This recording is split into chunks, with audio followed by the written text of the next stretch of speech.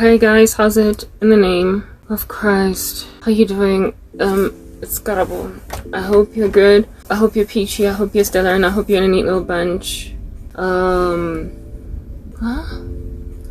Yeah, anyway, yeah, hope all is good, that ends well. What's up? Let me just put some caveats out there. Okay, it's the 25th of January 2024. I already recorded a video in the wee hours of this morning much earlier, but I'm doing another one now because I just need to come here and speak one. Never mind, I want to speak. Anyway, caveats, my captions, they're not always accurate, so please look out for that. I don't have an editor, anybody to help me along, and they're also irreverent for God, but I keep them there because I think they're cute, so we're just gonna stick with them. And then I may or may not be wearing application makeup. If I am, it's gonna be bouncing up and down, so look out for that. My hair, we have the spritz. I did say that I was gonna add that segment. This is carrot, mango, and some aloe, maybe even cranberry juice that I've decided to spritz on my hair. Homemade, so it stays in the fridge. I've just decided to like hook it up on my hair to see what's gonna be the difference after some time, like as a daily moisturizer, without really bringing down my protective style. Speaking of the protective style, of which looks a lot better after a dug has been on it, right? Anyway, let me just spritz my kitchen really smooth, like it makes it feel soft. I don't know, carrots make kitchens soft. It's called a kitchen, like the nape. Anyway, the plan is not to go extreme with this every day, just like surface level moisture type establishment thing. Okay, I'm supposed to take this back to the fridge, but I'm just like seriously not feeling the prospect of going now. But then what, like it literally smells like carrots. Anyway, maybe it's gonna help my hair grow. I don't know. I don't even know if I'm gonna be able to be consistent and maintain it, especially considering I gotta like get up and send it to the kitchen and stuff. And I can't just let it sit here for like the whole time that I'm talking. Except I'm gonna do that today because I'm feeling really trashy. I'm always feeling trashy, but now we've got the smell of carrots everywhere. Okay, so this is my hair thingy. Yeah, what exactly is going on? It's my head scratcher. What's going on? I don't know, yo. I don't know. I really don't know. I do not know what's happening. I do not know. Even in the slightest. I wanted to redo my twists, but I'm just not trying to touch my hair like proper. I'm leaving it alone. Okay, so yeah.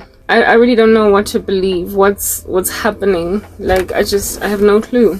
I don't know what to believe in. Like I often wonder if I was not put in this position, if I'd be looking out so much for the second coming. I can't have that be my only hope, or the rapture, which is, yeah, there's too much evil, too much horribleness, just too much nasty going on everywhere, and I don't know why people still think we all have a future here. Then again, you know, people are able to just live life as normal when they're okay. I keep seeing hellfire, y'all, like just people being just sent there. Like last night I got this like barrage of such imagery of hellfire. Anyway, I'm not well. I'm not feeling okay. I'm hurting. I'm under attack. I keep getting harassed, and I don't really know when it's gonna stop. But this is me coming to daily just record my progress. I really don't know.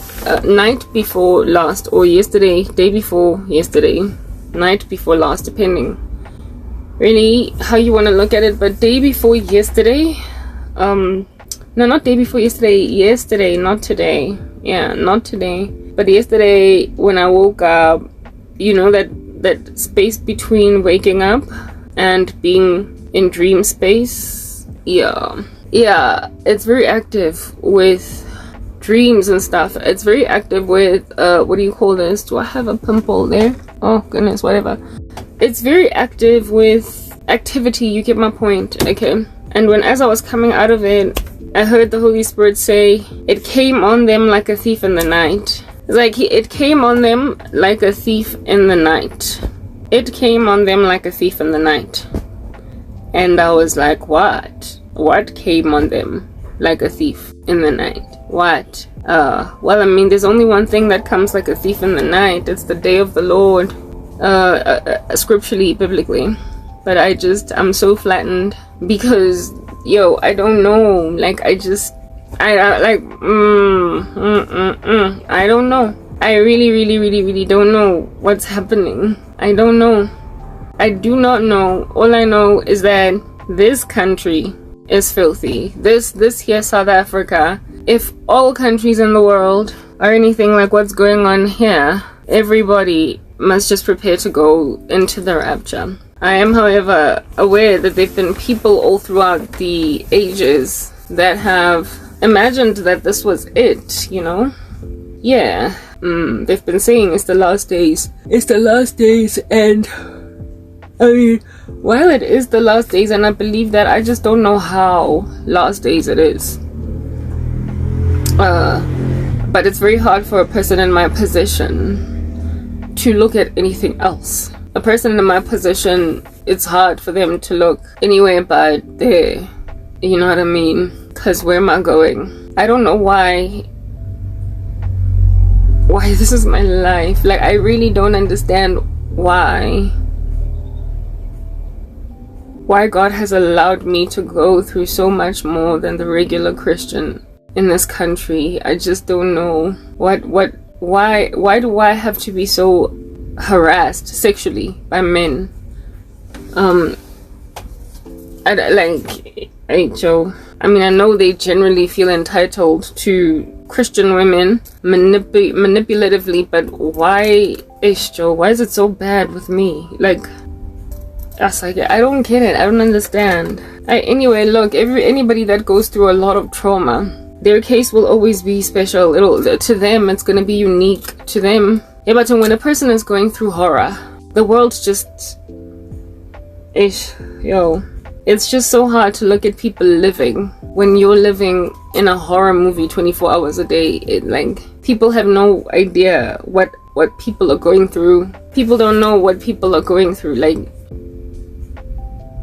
Like there are people who live in a nightmare for 24 hours. I guess, yeah, look, you know, yeah, no, yeah, kidnapping, a hostage situation, a takeover, murder the seconds before it, rape, during murder, during a kidnapping, the whole duration of your hostage crisis, your situation where you're a hostage.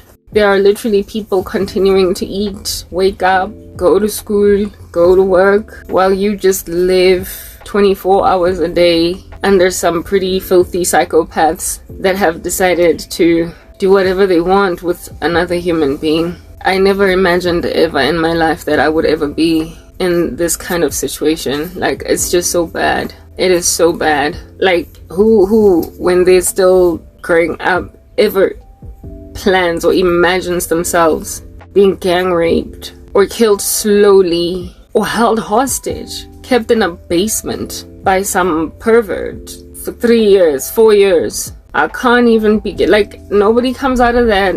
Okay, yo. Like, there's permanent damage, okay? Like, I'm a damaged woman, and there's no getting out of this. There's nothing that can fix me. Of course, Christ could, but yeah, this is not an experience I'm ever gonna forget. I don't think I can ever be the same woman I used to be. Like, I don't think that's coming back. I just do not think so. I do not think so, and the sad thing is, I'm being massacred by my own people, like my own. So that's what makes it even more tragic, you know? That's what makes it even more devastating. The fact that people I knew, I walked these streets with, I hung out with them, I slept in the same beds as them, I grew up in the same households as them, I attended schools with them, I worked with them. And now today I am a hostage and a victim, therefore, of all of them. That's like it, y'all. You know, when I was when I was working at MTN, there is this one colored girl that was butchered. She was murdered by her boyfriend. Friday, everybody said bye to her when she went home, and she passed away during the weekend. This guy, she had broken up with him, and he was like, you are not going to leave me and go and be somebody else's out there. I won't have it, not on my watch. So because the security guards at her complex were used to him, they knew him. When he came in, they just opened for him on some, that's the boyfriend of that girl, that's the boyfriend of that woman, and they just let him in. And in his possession was an axe. And he went into her apartment. Even the fact that she opened for him says that this chick likely did not expect that he would kill her. He went there with an axe. It takes some time to open a door with an axe, or even with your sheer force. And when you are busy axing a person to death, they scream and stuff. Well, like, you know, at some point somebody would have responded really quickly, like if it all, the door was bashed in or whatever, like violence at the door. If she screamed, she could have been saved. But this whole situation, she was disembodied in her apartment. She was chopped up into a whole bunch of pieces in her apartment, evidencing that this woman opened for him and let him in because she didn't expect that it was the last day on earth for her. And he went in there with an axe and butchered her to death. She didn't have an axe on her own premises. He brought it. His intention was to kill her, and she so did not believe that anything of that nature could ever happen, not at this guy's hands, that she opened her apartment for him, and then he ended up axing her to death. That was such a gruesome story. And after it happened, at the time I was dating my ex, I looked at him, I told him the story, and I was like, would you ever do that to me? I don't know what made me ask him that. Because why would you ask me something like that? Why would you, what the heck? Like, Karabo, are you out of your mind? Why would you ask me if I would ever axe you to death? I guess that was just a gut feeling. I told my ex that story and then asked him, would you ever do that to me? Weird question out of nowhere, but it turns out it wasn't out of nowhere. It was reality, because I also tried to leave a relationship, and look at me being disembodied. A person that you would let into your house because you don't expect they're carrying a knife to kill you, an axe. The things that have been done to me by people I knew are shocking, and I am now traumatized and irrecoverably. Like, I will never be okay. I will never recover from this. Especially considering it wasn't just one animal that tried to kill me, or two, but almost, like, literally people like, my whole world has done this to me. My whole world, my family, my friends, acquaintances, former colleagues. What the heck? Yo, I don't know if there is a future, but how in the world did what happened to me happen, guys? Like, how did this happen? How did this happen? How are people still trying to put me in the ground? How are people still trying to be awkward at my funeral? How are people still trying to finish this? Like, it's just beyond me. I don't understand. I don't understand. These people are not mindless drones compelled to do wickedness by one evil man. Yes, I'm under a lot of attack by some very disgusting thing from the US. He won't stop. But then there's like a couple of other guys from the occult in this country. Just some disgusting men, cool, but like, yo, nobody's a robot. You know, people make choices. They make decisions. Nobody is a puppet on a string. These things are done by people, whether or not they're under spells. Yeah, like, people in the occult are naive to think that they're the ones running the show. My thing here with what's going on here is that why isn't it the last days? Why isn't this the very end?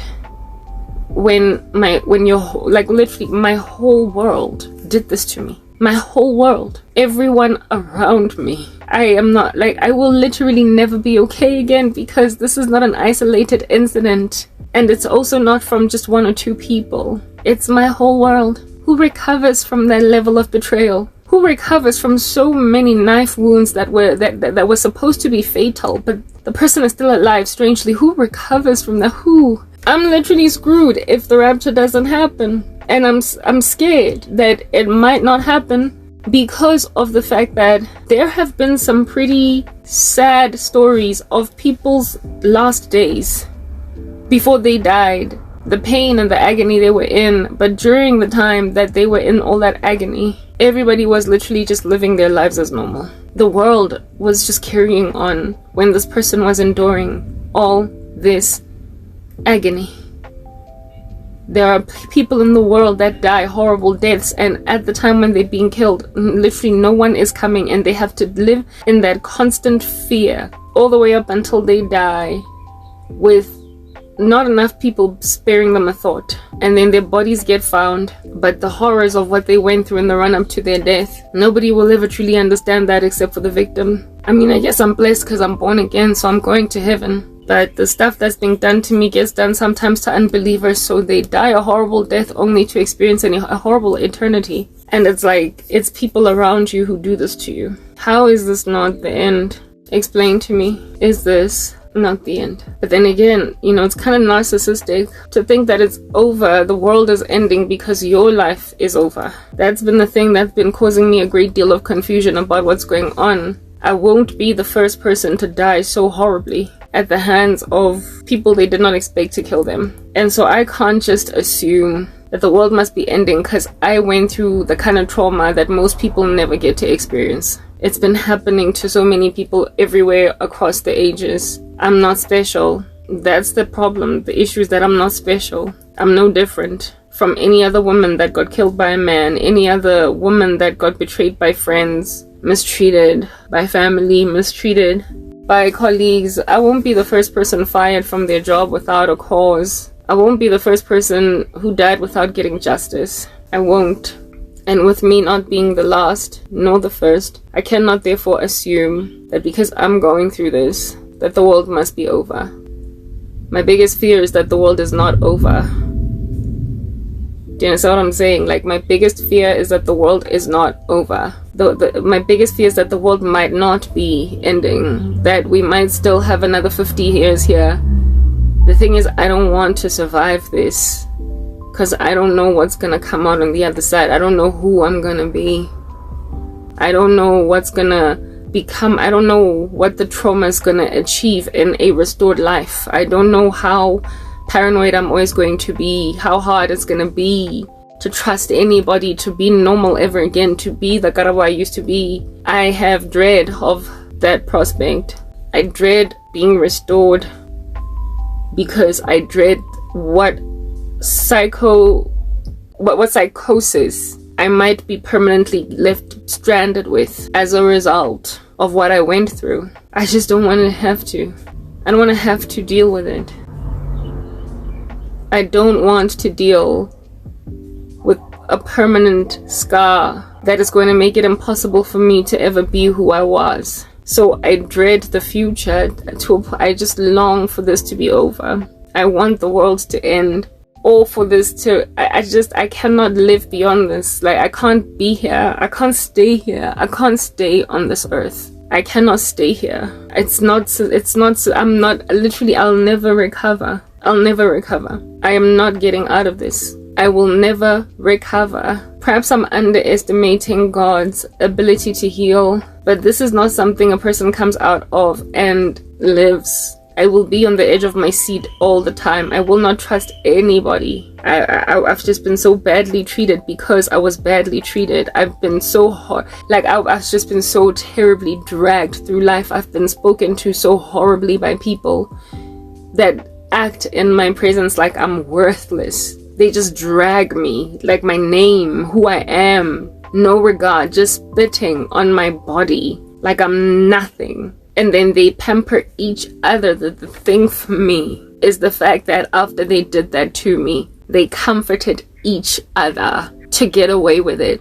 In order to make themselves feel better about having committed crimes, they had each other's backs at my expense for me to be on the receiving end of so much gang violence, because that's exactly what it is. Like, I got ganged on by my whole world. In consensus, they agreed I am worthless all of a sudden, overnight. They came to an agreement that I am to be squashed underneath feet and ignored and reviled and abandoned, neglected for years, to appear like I have no ambition. And then after doing this terrible thing, they then went one up. They did an extra thing above it, and they basically came into a pact and said the best way to survive and get away with what we did to Karabo is to all of us agree that she had it coming. So my disregard and the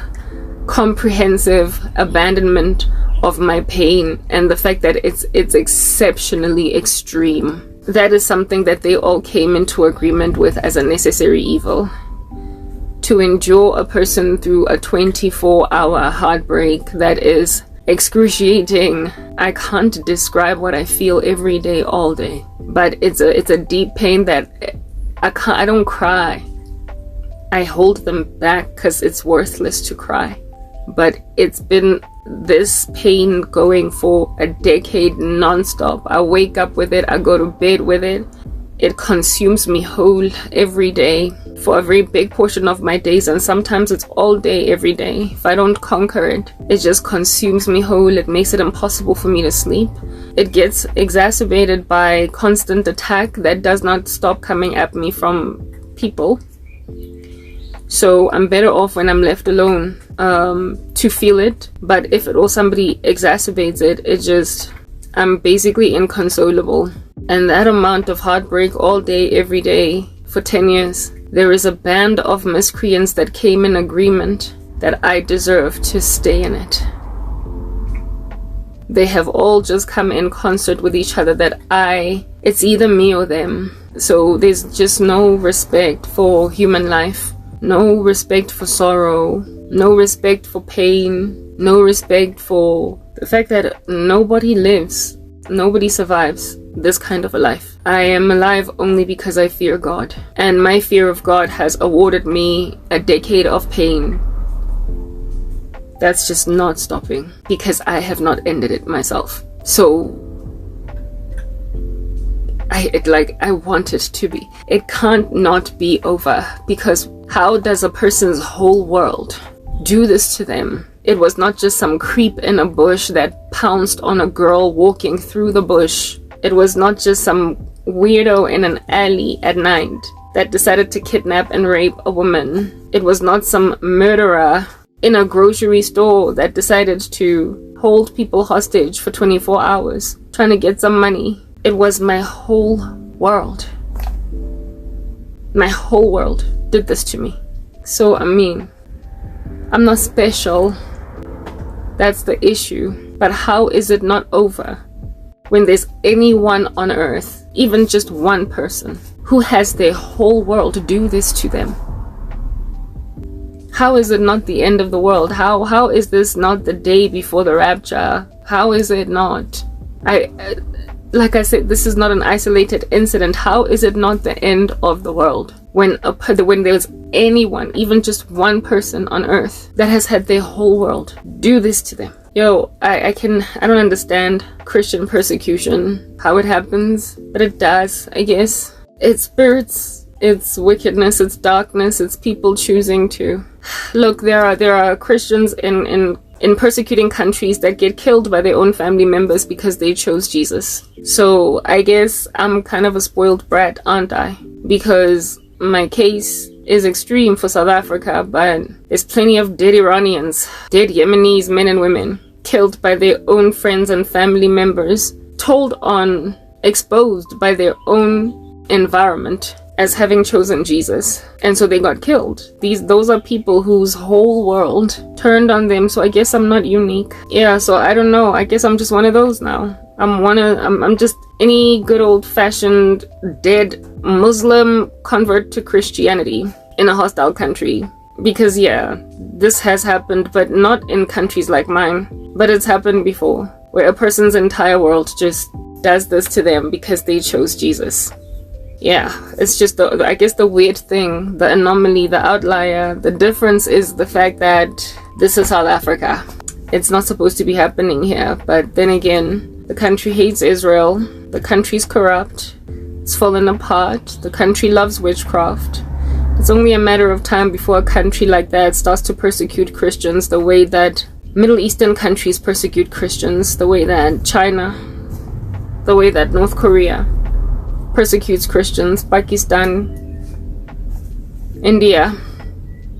It's only a matter of time when a country is that fallen, far gone, when a country hates God that much, when it's acting like it loves God but it doesn't. It's only a matter of time before some Christians there start to experience the kind of extremity in persecution that you find only in certain countries, like in the Middle East. I'm shocked out of my mind. Perhaps I should listen to testimonies of people who have come out of a situation like mine and still went on and became wives and mothers to see that maybe it's possible. I guess there is a character in the Bible that went through, I guess, hell on earth, and it appeared that there was no getting out of that post-traumatic stress, but he got out. Joseph, he was thrown into slavery by his own brothers, worked under Potiphar, and then got accused of rape, of attempted rape by Potiphar's wife. He then spent time in prison after having been first made a slave, and he just took in his stride that his brothers are carrying on with life as normal back in Canaan or whatever, while he is living the life of a prisoner in a foreign country. They had all just forgotten him, just like me. And that is not a pain you ever forget. You don't ever forget your former life, the people that you used to love and hang with. You don't forget that. You don't. It hurts to remember what you used to have now that you've lost it. And you've lost it ule innocent. It's not like you were irresponsible. So it always lingers a pain in your heart. And when people are throwing insult into those injuries,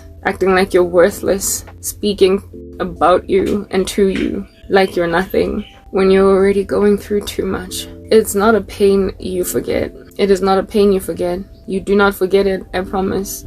It just lingers and lingers. But Joseph ultimately got given the wife, the children. And after his first child was born, he named that child Manasseh. And the name Manasseh means the Lord has made me forget the pain of my father's household. I will name him Manasseh because the Lord has made me forget the pain of my father's household.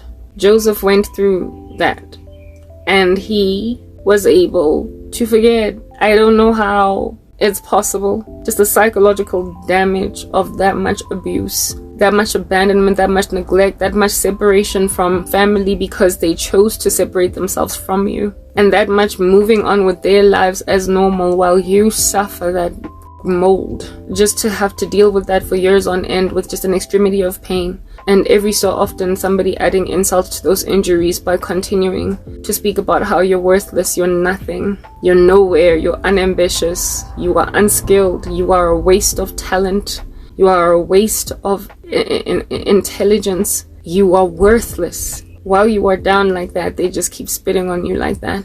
I don't know who forgets that. But Joseph did, didn't he? He forgot. It happened. So if God could do it for Joseph, then I guess he can do it for me. There are two women from Iran that moved to the US. They have a ministry together. They got arrested and were treated pretty terribly in Iran. They defected to the US and now today are living pretty good lives. I think they married and everything with children. So it is possible to go through that kind of trauma and be okay. I don't see it though. How is this the world and it not be over? Then again, like I said, I'm not special. So because I'm not special, I can't assume that because my life is so hard that it must be over. But I will confess that I desire strongly that it should be, because I dread PTSD. I dread the trauma of the future. I dread never being able to bounce back ever again. That's what I dread.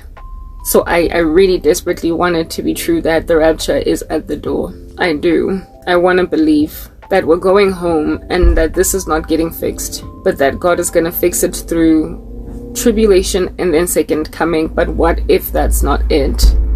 Must I be subjugated to the tyranny of living with the shock of what my whole world almost did to me but failed? Can a person recover from this level of betrayal? I don't know. I guess time will tell. But right now I'm exhausted and I keep getting attacked. It's like 24 hours now. Like even when I try to heal, recover myself, I just get pounced on again. Last night I came here and I spoke at 1 a.m. in the morning and it helped a little bit. I was able to somewhat sleep even though I struggled entirely, and then I got attacked in the morning when I went in the house. Like, it just keeps going and going. But I located, thank God, some headphones. So now every time I go in the kitchen, I just put these in my ear and I play something loud on a phone that sometimes dies, nje. Yeah, so that I don't have to listen to a person that's just constantly going and going about how worthless I am, about how irrevocable I am, how I'm done for. Like I said, the people that are busy chopping up my body are people I never expected would ever chop up my body, just like that colored chick from MTN. Anyway, that is the story of my life. All is not lost though. It's not like I am being harassed by everything here or everyone, but for me one is enough. Yeah, it's not the whole world around me that's crashing like that, but just the fact that I have no protection. Nobody stands up for me. Nobody corrects a situation when I'm in it. I just have to just keep going through it. Like, yeah, that's all I can do. What I'm trying to explain is that it doesn't matter that not everyone is on my neck, because all it takes is one person to make me like this. I don't have the emotional capacity, and I've been dealing for years. I've been surviving for years with a lot of pain, with strategies that I employ. And this time around, my strategies are not working because the person won't down tools. I cannot foster peace. I cannot be left alone successfully. I don't know what to do. I can't be in this amount of pain all day, every day though. I need to find a way around it, but these earphones, they should do the job. So let's see how that works. Anyway, yeah, look, that's all I gotta say. I did say that I didn't want to be here long every day. I've already been speaking now for like 42 minutes, so I've overstayed my welcome. I'm done with these laborious long sermon-y messages. I'm just coming here to check in, clock in, make it known that I'm here, I'm human. Because at the end of the day, if the rapture is not happening, I'm still trying to leave South Africa. And there's no way that's gonna happen if I don't keep coming here every day. I'm signing out in Christ's name, Crank. Bye.